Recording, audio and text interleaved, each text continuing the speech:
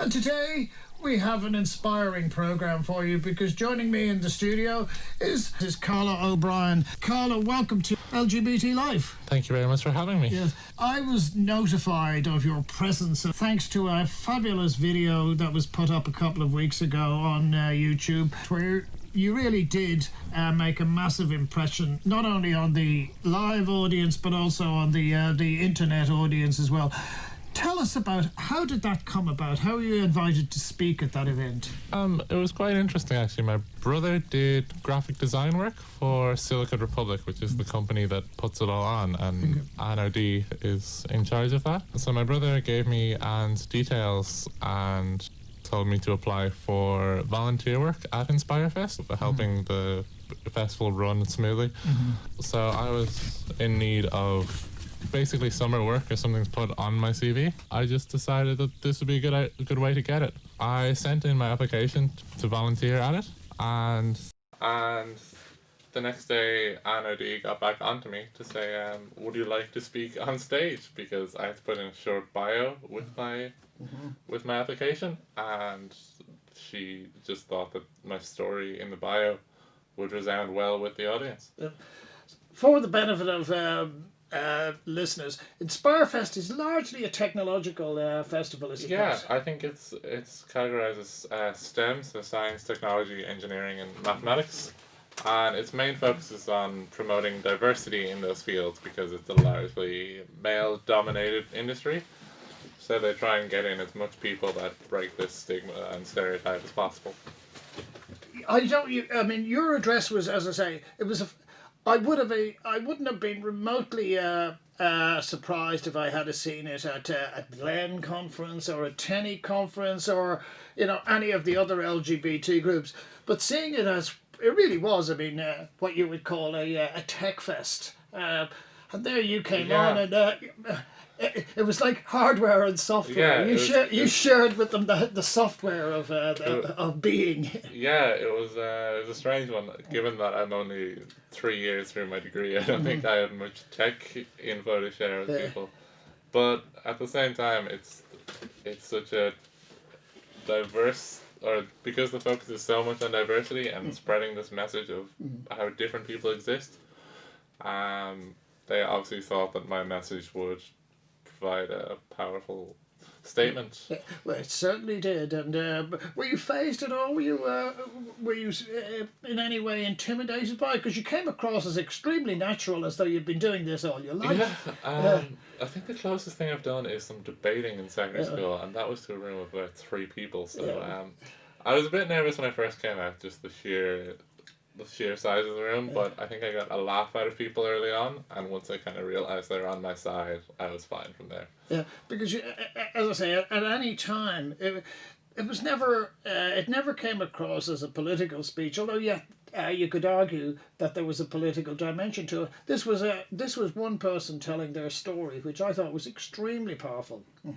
I really don't have a political agenda to get across. I was a bit concerned in the run-up because I was seeing other people's speeches and they're all so technologically gifted and they have all this hard work done. So I was watching these other speakers and thinking, I'm just telling my story. And I never expected it to go down even positively, let alone how well it did. Yeah.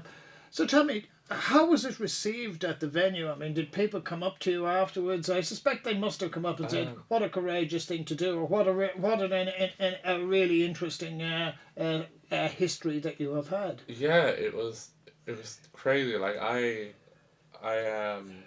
got a standing ovation when I finished my speech, and I thought that was great, but I thought it might have just been a thing that everyone got because it was a real supportive crowd. And then I came off and people backstage were so shocked. They were like, "That was amazing, you get a standing ovation."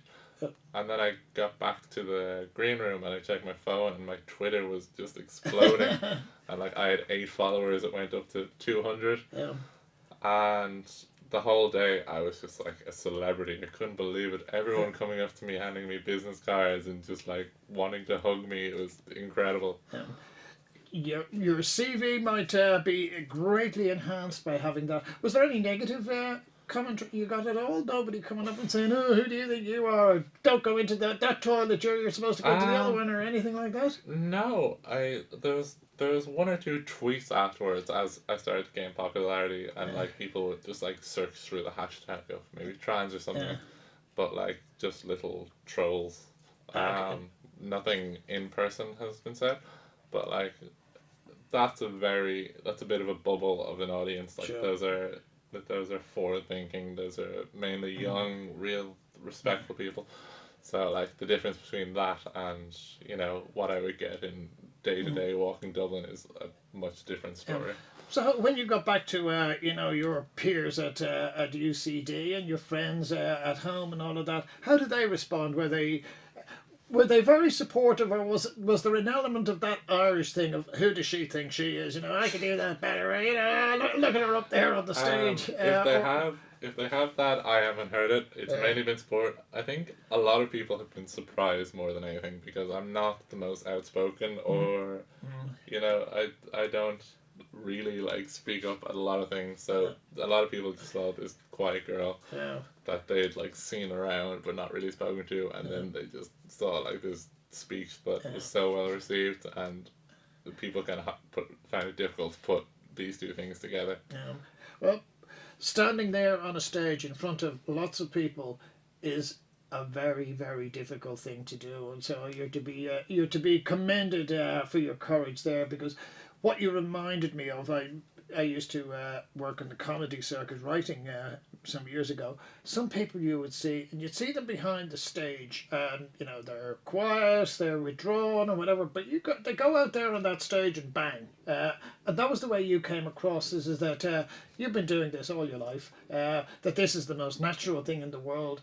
And people wouldn't have perhaps known that you were quiet, reserved. Yeah, I think that was totally the case. That like people came up to me afterwards, and I had already reverted back to my quiet self, and there were kind of people coming to me afterwards were surprised that this was now me, and like that this person who had just addressed like 300 people was now like really awkwardly like rubbing his like it was incredible. I don't really know like what was behind the complete like adaptation to it, but like it felt perfectly normal for me, and like I'd love to get out and speak Well, more. all I can say is from my history in the IT profession, and I was in it for 25 years. Keep all those business cards, and then Yeah. when are you graduating, in about a year's time? A year, 2 years. Okay. Keep all those business cards, and then call in the favours. Yeah. Remember me. Absolutely, absolutely. But let's go back to the address itself, because you not only were you humorous, but you were very informative and very candid. One of the pieces I loved was the story about your mother, about how your mother was she would love a sister, and then she would in turn have loved a daughter. Tell people that story, because I think it's a terrific narrative in itself. Yeah. Okay. My mum was one daughter of 6 children and had 5 brothers growing up. And every time she saw her mum go off to the hospital, she just crossed her fingers and hoped. And every time she was brought back another brother, she bawled for days. So eventually she got over this, and she decided that when she started her own family, she would get her daughter. The odds would come in her favor. So she had the first child, and still no luck. That was my eldest brother. And then she had another child, and out came a beautiful bouncing baby boy. And at this point, my mum was 0 for 7. So, like a seasoned gambler at the roulette table, she decided to spin the wheel again. And this was the big moment. This was the last chance saloon. So she decided to save herself the post-delivery disappointment and find out the sex of the baby before it was born. So in seeking this information, she did what any sane person would do and went to a fortune teller. And the fortune teller heard her story and said, "Right, this is the daughter you've always dreamed of. Start making preparations, because this is 100% sure thing." So my mum thought, "Great, this is it. We'll go home, we'll paint the room pink, and buy some clothes, get ready, and pick out a name." So the whole town was like ready for baby Jessica to come out, and it was just like the big deal. If there was Twitter back then, it would have been trending. And into the hospital, and out I came, and as I say, thus beginning a long cycle of disappointing my parents. I cannot believe that, Karla. But that was another thing that I found interesting, because I know lots and lots of trans people from the work I've done in the areas. How does somebody come to pick a name? Because if I was to just listen to you at InspireFest, I would have said, "Ah, yes, that's." That person is going to take the name Jessica. But you took Karla. So was there, as I say, was there some sort of emotive reason as to why you didn't pick Jessica, or was there some sort of personal reason why you picked Karla? I think not picking Jessica was just like my own vendetta against fortune tellers, but You're a bit of a to skeptic. be honest, Karla, I think some of my friends started it first as like a nickname. Yeah. And then by the time I came out, I just thought, most people call me this already. It'll be an easier transition. Because then I'd have to go back to my friends and say, stop calling me Karla, call me Sarah or Denise. Yeah. Okay. I just thought, enough people are already on it that, I've got a head start there. And so you were effectively named by your friends and yeah. yeah.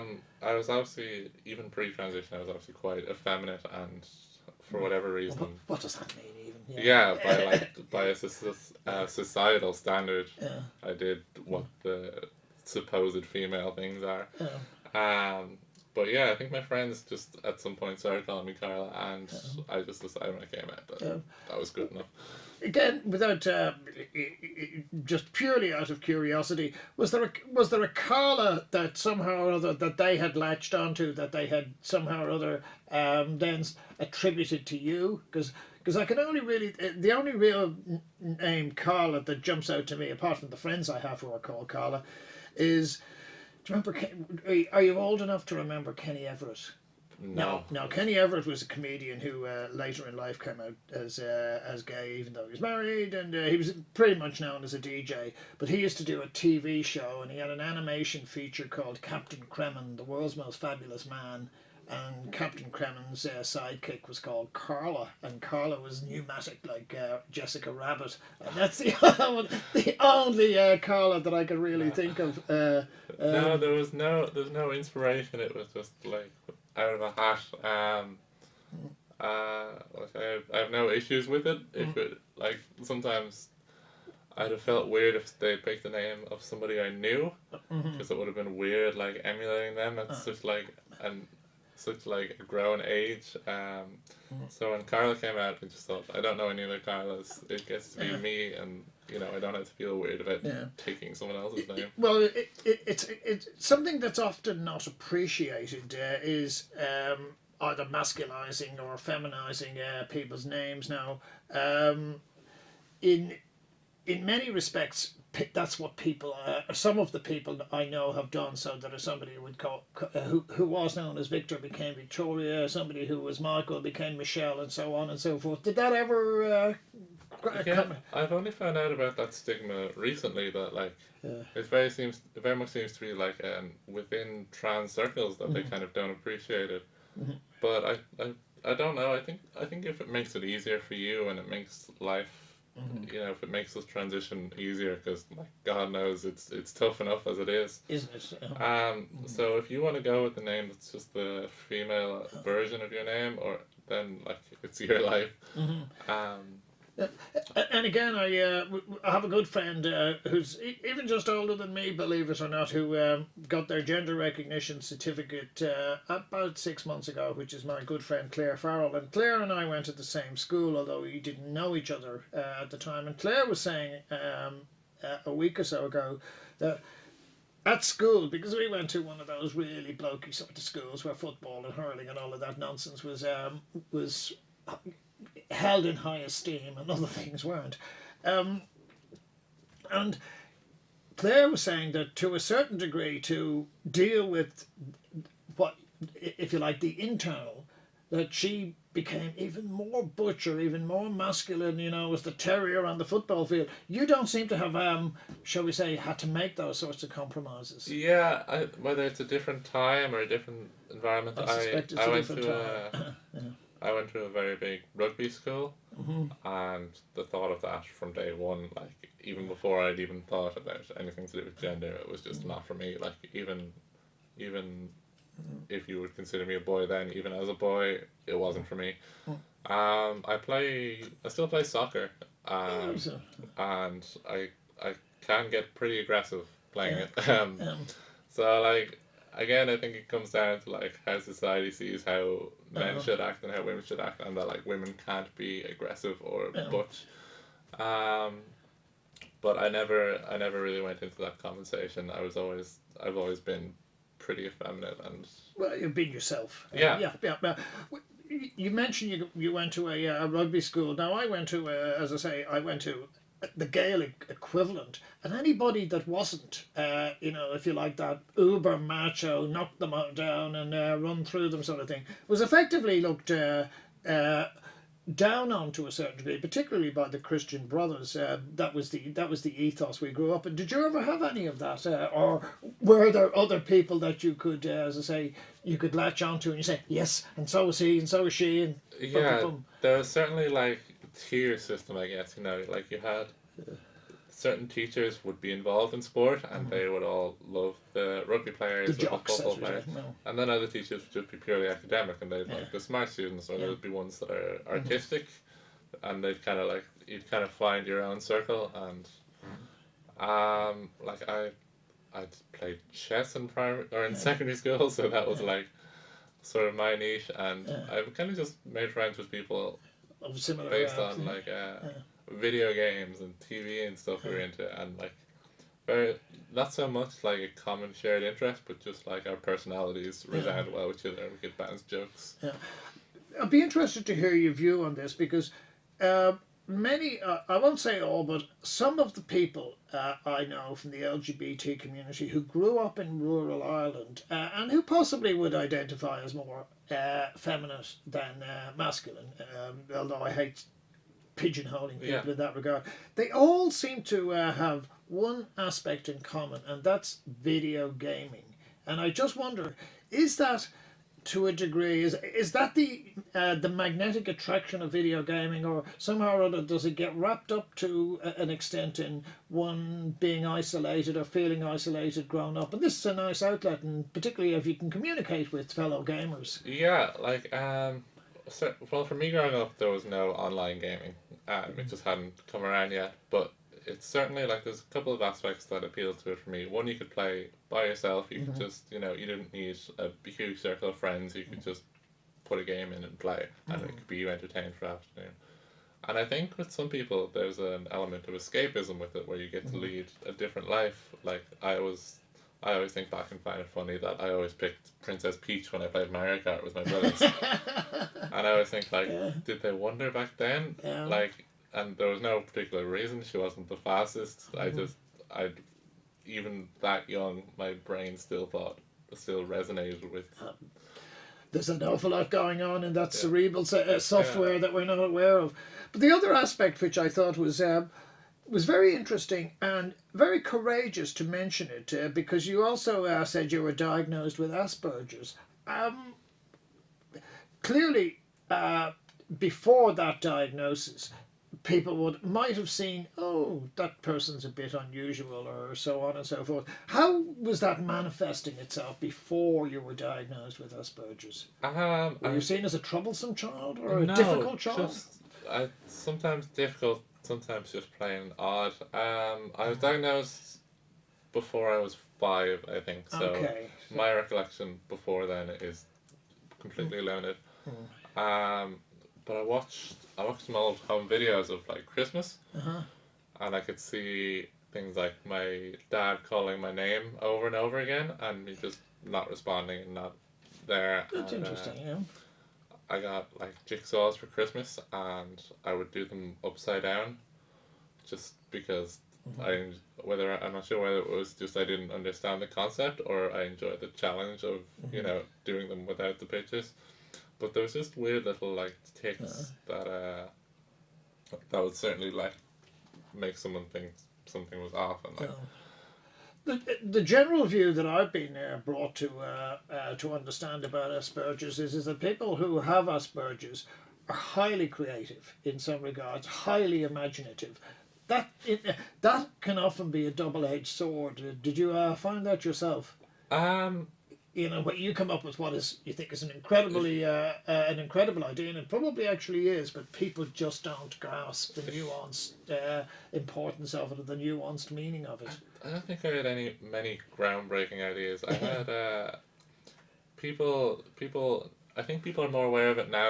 Much more aware of it now than when I was younger, and I think just even putting across my emotions when I was much younger. I didn't know how to fully express what I was feeling, rather than any sort of idea, just how my brain was working at the moment.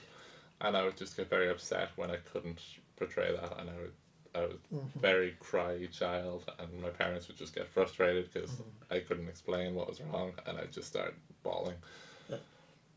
I can identify with that, yeah, because over the years I have had people tell me, we certainly think that you've got some degree of functional autism. What does it mean? I don't know. I'm just trying to go through it myself. But how did that work at school then?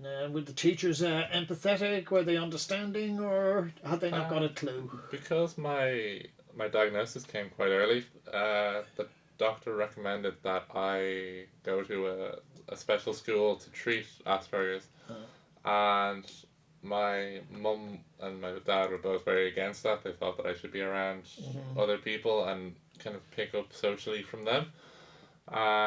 So they kind of had to convince the principal of the primary school that I went to let me go, and so every teacher I think I had would have been aware of it and managed as well as they could. And then by the time I got to secondary school, it was very much non-issue. That like I'd kind of adapted enough that you didn't need to inform every teacher, and the issues that I still had, or that I still have, are minuscule enough that. So I would, from my background, I would have identified you as a trans woman. How do you identify yourself? Again, I'm not hung up on labels. I'm more interested in how you might identify yourself. The closest thing I can find in like what society has laid out is trans woman, but like I don't put much weight in labels. I'm still young enough that I'm still kind of figuring myself out.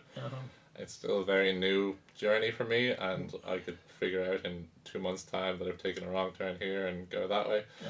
But for the moment, trans woman is perfect for me. I don't have anything particularly against labels, but I don't see much. Okay, well, let's go the other way then. I mean, now, thanks to particularly TENI and other, shall we say, very progressive organisations and individuals, you could be recognised by societally recognised as your own identity. Any thoughts on about getting a gender recognition certificate, or do you just want to plough through and say, "Hello, I'm Karla, accept me for what I am, and maybe we'll do something about it later on"? Yeah, like there's no major hurry. There's a few more steps I'm kind of looking to take before I get to there. There's like getting hormone therapy, and there's getting a name change, and there's a lot more to get done like that. The gender recognition is very much kind of a personal thing, and I don't think it changes much how other people will see you. The person passing you in the street. And I've heard from people that there is a great moment of satisfaction, but I see that very much at kind of the end of my journey, after I've kind of sorted other things, and then I can say, right, I'm ready to get that final little stamp of approval on it. Okay. Something that I'm very conscious of, particularly from my time with TENI and knowing a lot of trans people, is that the one area that doesn't tend to crop up too much in conversation, and for obvious reasons, is sexuality. How are you approaching that? And I don't want to get too personal. Similar to the identity, in that I just kind of like go with every day as I take it, and for the most part, I see myself as now a lesbian woman. in that I'm only attracted to females, but it's very much like, I think we are becoming a bit more fluid as a society, whereas if you see somebody you're attracted to and they're attracted to you, I, if I like, it hasn't happened yet, but if I saw a male I was attracted to and they're attracted to me, I wouldn't have any opposition. Yeah. It's just kind of taking each day as it comes, I guess. Yeah. Have you been a fan of the series Transparent? Yeah, I've gotten through season 1 and I'm halfway through season 2. Yeah. Season 2 I found really interesting. I loved season 1, but season 2 I thought we had the narrative in season 1. We're getting the difficult questions in season 2, and I thought, this is a really interesting approach to it. I think Jeffrey Tambor is an incredible actor. He's the role he was meant to play all his life, wasn't it? And I think it's a very interesting exploration of characters in that, like, some of them are just awful people, and like, you haven't got, the superheroes in front of you. You've got tough people leading tough lives. And Yeah. Carl, unfortunately we're going to run out of time here. I'm going to have to get you back because we've barely even scraped the surface here. Of course. Yeah, but in the meantime, we're delighted to have you as a guest today. We clearly keep us posted on your progress, and anything you've got that's happening, we want to let the world know about it because we think you are an inspiring figure. So, Karla O'Brien, you've been a fabulous guest today. Great, thank you very much for having me. Yeah, and I just want to say thank you to Sam for doing such a terrific job on the desk. My world that I want to have a little pride in. My world, and it's not a place I have to hide in. Life's not worth a damn till you can say I am.